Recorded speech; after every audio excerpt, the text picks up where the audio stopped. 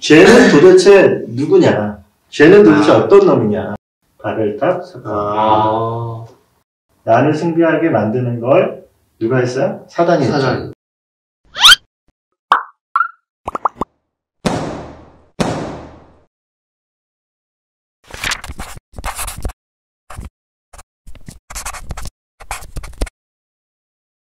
안녕하세요. 네, 2세대가 알아야 할 복음의 김동진, 조성민, 김영욱입니다. 네, 자 오늘 11번째 시간으로 지난주에 이어서 오늘도 죄에 대해서 함께 다루는 시간을 갖도록 하겠습니다. 좀 무거운 시간이지만 여러분 꼭 참아주시고 인내하시면서 꼭 같이 계속 정주행 하셨으면 좋겠습니다. 자, 지난 시간에 우리가 어떤 내용을 했는지 한번 좀 복습을 해볼까요? 죄의 결과, 네. 심판과 그렇죠. 형벌. 좋습니다. 지난주에 우리가 죄를 처리하기 위한 하나님의 조치에 대해서 함께 얘기를 했어요. 하나님은 죄를 처리하기 위해서 하나님 심판의 제도를 두셨다. 그리고 또 하나는 지옥을 예비해 두셨다. 네. 지옥은 누가 간다? 사단과 또 죄인이 간다. 이렇게 되어 있죠? 네. 자, 그러면서 우리가 말씀을 여러 구절을 함께 보면서 왜 죄와 죄인은 구분되지 않고 같이 지옥으로 가고 심판을 받게 되어지는가? 죄와 인간이 죄로 식별되어지기 때문이다. 하나님은 사람을 딱 볼 때 저 안에 죄가 있으면 그냥 죄로 식별하시는 거예요. 내가 죄다라는 그 사실을 깨닫고 직면해야지 진짜 내게 필요한 것이 무엇인지를 알게 된다는 거죠. 자, 오늘 그래서 우리가 함께 또 오늘 죄에 대해서 얘기할 텐데 그러면 죄는 도대체 누구냐? 죄는 도대체 어떤 놈이냐? 라는 거에 대해서 우리가 좀 얘기를 해볼 필요가 있다 생각이 되어져요. 자, 그렇다면 이제 우리가 알아봐야 할 것은 오늘 죄의 속성은 무엇인가? 자세하게 살펴보면서 오늘 죄에 대해서 한 번 더 다루도록 하겠습니다. 자, 죄의 속성 첫 번째는요. 한번 좀 따라하겠습니다. 하나님에 대해서 반항. 예, 죄는 철저하게 하나님에 대해서 반항을 하고 있는데 자, 로마서 1장 21절에서 23절까지의 말씀 좀 길지만 한번 읽겠습니다. 시작. 하나님 아래 하나님을 영화롭게 아니하며 감사하지도 아니하고 오히려 그 생각이 허망하여지며 미련한 마음이 어두워졌느니 스스로 지혜 이다하나 어리석게 되어 썩어지지 아니하는 하나님의 영광을 썩어질 사람과 새와 짐승과 기어다니는 동물 모양의 우상으로 바꾸었느니라. 아멘. 자, 오늘 이 말씀에 보니까 우리의 죄된 속성이 그대로 드러난 어떤 말씀이라고 할 수가 있겠습니다. 결국 뭐예요? 하나님의 형상을 알매도 불구하고 우리는 어느 곳으로 향해요? 우상 숭배로 향하고 있어요. 이것이 죄의 속성의 첫 번째다라고 할 수가 있겠습니다. 그래서 하나님을 철저하게 배신하고 대항하는 자세가 이 죄된 속성을 가진 자들의 모습이라고 할 수가 있죠. 부정할 수 없는 우리의 그 습성이라는 것이 있어요. 깨어진 우리 자아가 죄에 더 잘 반응하고 하나님에 대해서는 반항하는 자세를 취한다는 거예요. 죄에는 너무 잘 반응해요. 죄에는 우리가 뭐 어떤 대단한 노력을 기울이지 않아도 저절로 죄 앞에 가 있는 나의 모습을 볼 수 있죠. 네. 그래요. 근데 하나님 편으로 가려고 하면은 아까 우리 이제 기도하기가 왜 이렇게 힘든지 예배 말씀 묵상하기가 얼마나 이렇게 힘든지 아마 시청하시는 여러분 마찬가지일 거예요. 죄로 가는 건 너무 쉬운데 하나님 편으로 가는 건 너무 어려운 것. 이것이 바로 죄의 속성 중에 하나입니다. 하나님을 철저하게 반항하는 우리의 모습인 거죠. 자, 그 대표적인 사례가 하나 성경에 있죠. 그건 뭐냐면 창세기 11장에 나오는 바벨탑 사건. 자, 바벨탑 사건의 한 구절을 한번 볼까요? 11장 4절 말씀 시작. 또 말하되 자 성읍과 탑을 건설하여 그 탑 꼭대기를 하늘에 닿게 하여 우리 이름을 내고 온 지면에 흩어짐을 면하자 하였더니. 아멘. 자, 오늘 말씀해 보니까 뭘 낸다고요? 다시 우리 이름을 내고 온 지면에 흩어짐을 면하자 이렇게 얘기했습니다. 사실 인간은 하나님을 드러내는 삶을 사이에 이게 창조가 되었는데 그것과 상반되는 삶을 살고 있는 그렇죠. 맞아요. 인간이 얼마나 하나님을 떠나고 자기가 더 추구되기 위하여 살아가는지가 오늘 우리 영욱이가 말하는 것처럼 여기에 나타나 있는 걸 볼 수가 있습니다. 그래서요, 우리는 계속 하나님을 대체할 우상을 만들려고 해요. 네. 맞죠? 네. 예전에 바벨탑을 만들었다면 그 이후에는 또 뭘 만들어요? 바알상을 네. 만들고 아세라상을 만들고 현재 우상을 얘기하면 행복이 되어질 수도 있고 네. 여러 가지. 그래도 하나님을 섬기지 않는데 대신 섬길 거를 자기가 만드네요. 그렇죠. 하나님. 예, 사람은 사실 하나님이 없으면 안 되는 존재죠. 네. 예, 하나님에 대한 존재에 대해서 우리가 있어야 되는, 그러니까 우리가 무엇인가를 의지해야 됨을 알고 있지만 하나님은 아니죠. 결국 내 자신이 되어지거나 또 다른 행복거리를 찾기를 원하고 있는 것이 우리의 모습으로 볼 수가 있습니다. 자, 이것이 어떻게 보면 우리 젊은 세대 안에도 동일합니다. 우리 장래희망이 뭐예요? 항공정비 부사관이요. 부사관. 아, 그래. 멋있어요. 오. 야, 항공, 비행기. 비행기. 자, 이 항공정비사를 왜 되려고 하는 거예요? 그쪽 과로 가가지고. 그쪽 과로 가서, 네. 사실 이게 가장 큰 젊은이들의 문제입니다. 과가 인생을 선택하라는 웃지 못한 사건이. 자, 어쨌든 그 과에 가서 그럼 나중에 원하는 목표는 뭐예요? 돈 벌려. 돈 벌려고. 돈 벌려서 뭘 하고? 집도 사고. 집도 사고, 차도 사고. 집은 좀 힘들 것 같긴 한데. 네네.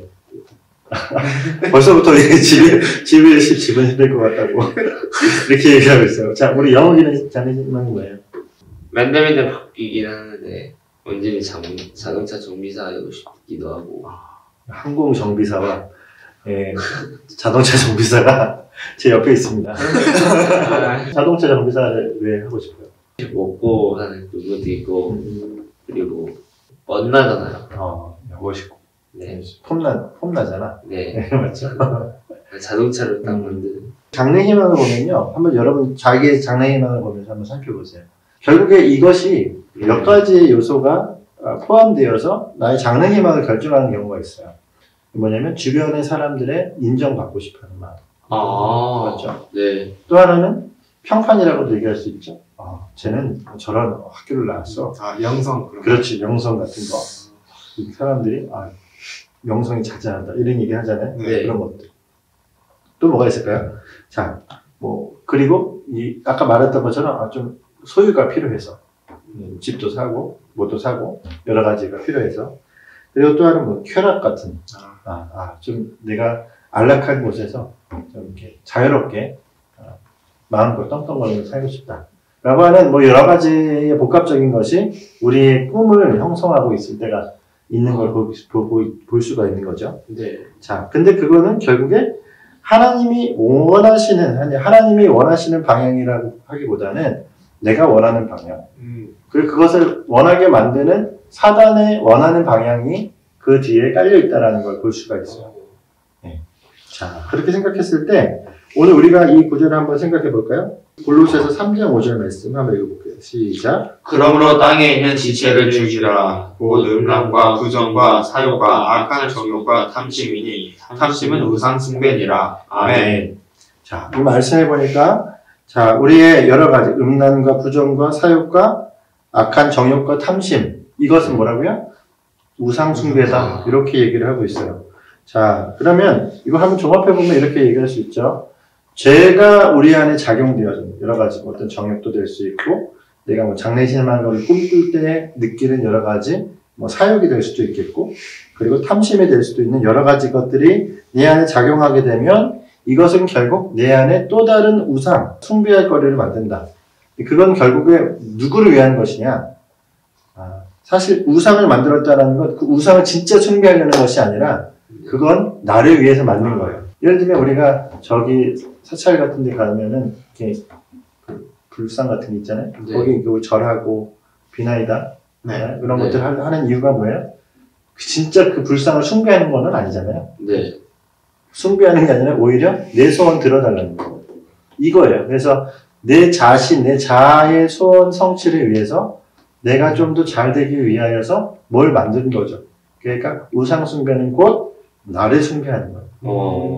자, 이해가 되죠? 네. 나를 숭배하게 만드는 걸 누가 했어요? 사단이 했죠. 예. 아까 우리 바벨탑 사건에서 봤던 것처럼 결국 내 이름을 내도록 만드는 건 누가 원하는 거예요? 사단이 원하는 거죠. 그렇기 때문에 우리는 지금 어느 방향으로 가느냐? 사단이 원하는 방향으로 가고 있다는 걸 볼 수가 있죠. 자, 그러면 죄의 속성의 두 번째가 있어요. 두 번째는 이런 우리 내면에 이런 사단을 향하여 그를 숭배하는 것을 향하여 달려가고 있는 우리의 모습에 외적인 행위도 역시나 죄의 속성 가운데 나타난다는 거예요. 그래서 우리가 한번 좀 따라할까요? 자신에 대한 타락. 다른 말로 도덕적 타락을 얘기하는 겁니다. 그러니까 우리가 죄의 속성을 얘기할 때 두 번째는 도덕적 타락이 우리 가운데 자연스럽게 찾아온다는 걸 볼 수가 있죠. 로마서 1장 26절과 27절의 말씀 한번 우리가 힘있게 읽어보겠습니다. 시작. 이 때문에 하나님께서 그들을 부끄러운 욕심에 내버려 두셨으니 곧 그들의 여자들도 순리대로 쓸 것을 가두어 영리로 쓰며 그와 같이 남자들도 순리대로 여자 쓰기를 버리고 서로 향하여 음욕이 불붙음에 남자가 남자와 더불어 부끄러운 일을 행하여 그들의 그릇 때문에 상당한 고음을 그들 자신이 받았느니라. 아멘. 자, 말씀해 보니까 욕심에 내버려뒀다 이렇게 얘기해요. 아까부터 우리가 욕심에 대해서 얘기를 하고 있죠.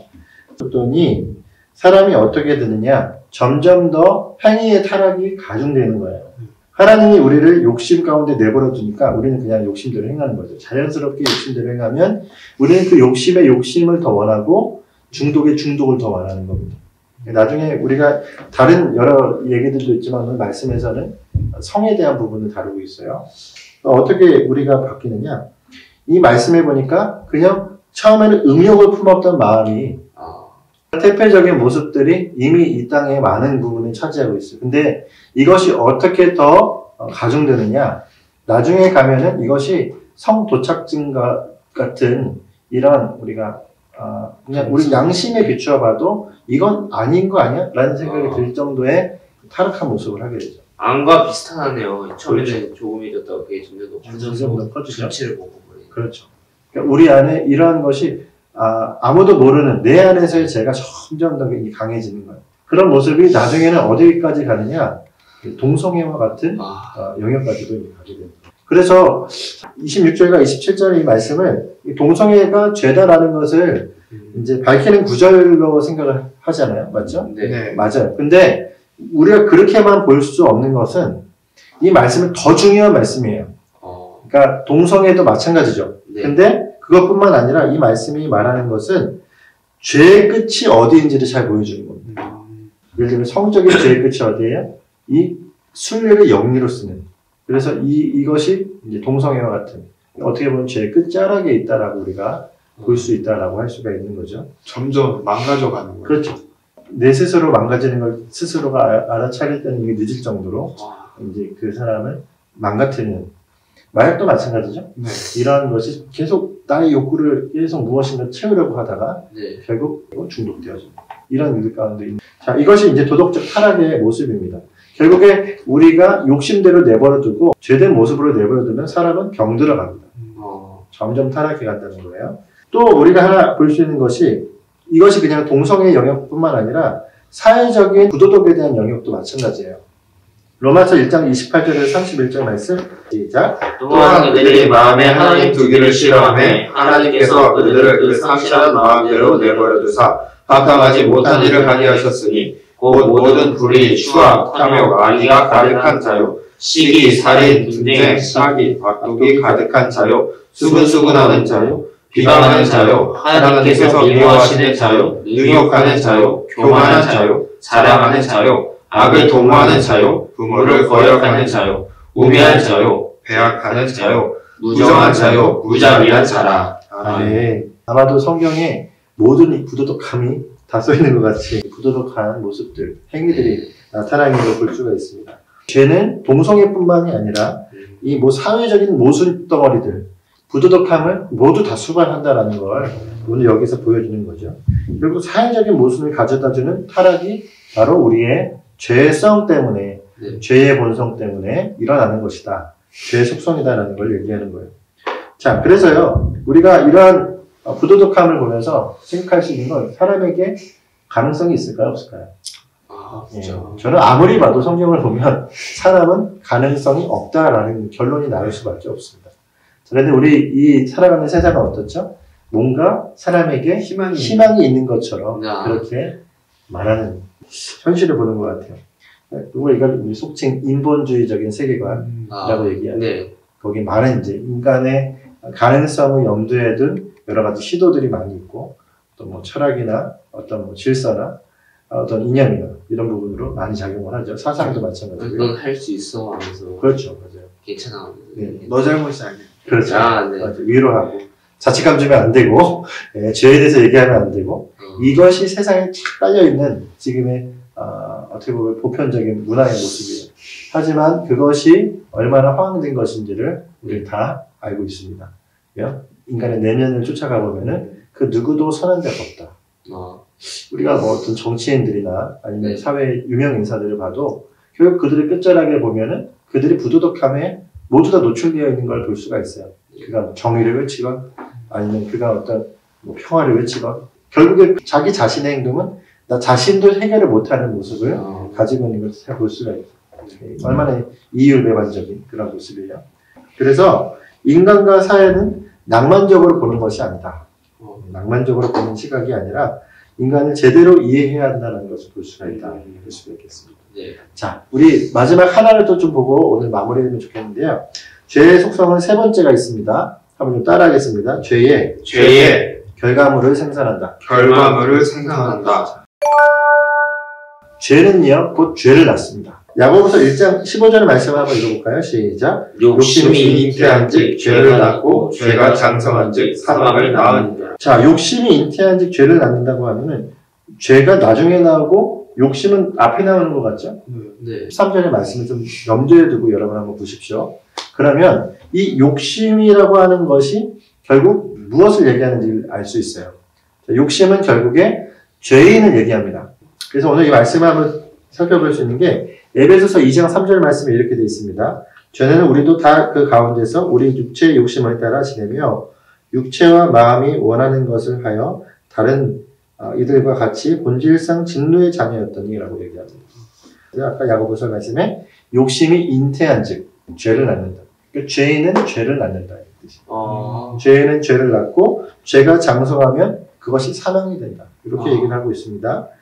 자, 그래서 우리가 그동안 죄라고 알고 있었던 여러 가지 많은 것들이 있죠. 음란, 네. 탐욕, 살인, 네. 도둑, 비방, 교만, 거짓말, 네. 게으름. 죄의 결과물이라고 얘기하면 좋을 것 같아요. 한번 다시 한번 생각해 봅시오. 살인, 죄의 결과죠. 네. 그리고 중독도 죄의 결과예요. 음란도 죄의 결과예요. 그리고 거짓말도 죄의 결과입니다. 죄가 있으므로 내가 그런 행위를 했죠. 이 죄의 결과물이에요. 자, 이것은 다시 말하면 내가 언제든지 거짓말을 할 수 있다는 얘기고 내가 언제든지 탐욕을 부릴 수 있다는 얘기예요. 자, 나무는 조건만 맞고 여건만 맞으면 뭐가 맺혀요? 열매. 그렇죠. 그 열매는 그 나무의 과실이에요. 동일하게 인간이라고 하는 이 존재가 매일같이 행하는 그 탐욕적인 행동들, 음란함들, 이 모든 것이 나타나는 양상은 결국 우리가 무엇이라는 걸 증명해 주죠? 죄라는 것을 증명해 주는 거죠. 결국 우리는 죄와 결탁된 존재다. 죄인이다. 죄다. 이 얘기를 오늘도 함께 한 겁니다. 예수님께서 이 종교 지도자에서 이제 율법하고 엄청 잘 지키고 막 기도도 열심히 하고 그런 사람이었잖아요. 네. 그런데도 비난하시고 책망하시는 이유가 아무리 그 율법을 지켰다 하더라도 이 마음속에서 이미 죄를 졌기 때문에 그 독사의 자식이 네. 맞아요. 상관에서도 바리새에 있는 서기관들, 네. 대제사장들 하나 예수님께서 계속적으로 그들에게 비판하셨죠. 그 이유는 무엇이냐면 그들이 죄인이기 때문입니다. 특히나 기독교 안에서 약자에 대한 강조가 많아지죠. 네. 약자는 사랑하고 그와 반대되는 이 바리새인과 같은 이 사람들은 우리가 경멸하고 미워하잖아요. 근데 우리가 잘 알아야 되는 건 하나님은 이 바리새인들을 비판의 대상이 아닌 죄인으로 보셨습니다. 예, 그들의 안에 있는 여러 그 악한 모습들에 대해서 화내시면서 분노하셨지만 결국 그들 역시도 죄 짓는 죄인이에요. 맞죠? 구원의 대상이라는 뜻이죠. 예, 그런 부분에서 우리 약자에 대한 잘못된 프레임들을 걸러낼 필요가 있다. 오늘 아까 그 질문에 대한 부분에서 좀 염두에 두면서 얘기하고요. 자, 그러면 오늘 결론을 한번 얘기해 볼까요? 죄가 된 나. 자, 결국 어떻게 될까요? 죽어요. 우리가 어떻게 되는지에 대해서 한 번 더 우리 계시록 21장 8절 말씀 읽어볼까요? 시작. 그러나 두려워하는 자들과 믿지 아니하는 자들과 흉악한 자들과 살인자들과 음행하는 자들과 점술가들과 우상 숭배들과 거짓말하는 모든 자들은 불과 유황으로 타는 못에 던져지니 이것이 둘째 사망이라. 아멘. 우리에 대해서 잘 얘기해주고 있습니다. 네. 죄의 속성을 그대로 지니고 있고 죄의 열매를 맺고 있는 우리는 결국에 사망, 둘째 사망에 그리고 유황못에 던져져야 될 존재다라고 오늘 말씀을 얘기했어요. 나에게는 가능성이 없다는 걸 오늘 두 번째로 한 번 더 확인을 했습니다. 이렇게 계속 확인을 시켜드리는 이유가 있어요. 예, 철저하게 우리 스스로를 여러분 나는 안 된다라는 걸 꼭 인정을 하셔야 됩니다. 순종이 가능한 마음을 그렇죠. 맞아요. 우리는 안 돼요. 한 번 더 말씀을 드립니다. 복음을 얘기할 때 우리가 안 된다라는 거 반드시 이게 성립이 되어야지 그 다음에 복음이 가능한 거예요. 자, 우리가 그럼 해야 될 것이 무엇입니까? 다음 시간에 우리가 그러면 한번 이 우리가 안 된다라는 걸 종집으로 딱 찍도록 하겠습니다. 제 3탄 마지막 우리 다음 시간엔 사망에 대해서 함께 이야기해보도록 하겠습니다. 감사합니다. 감사합니다.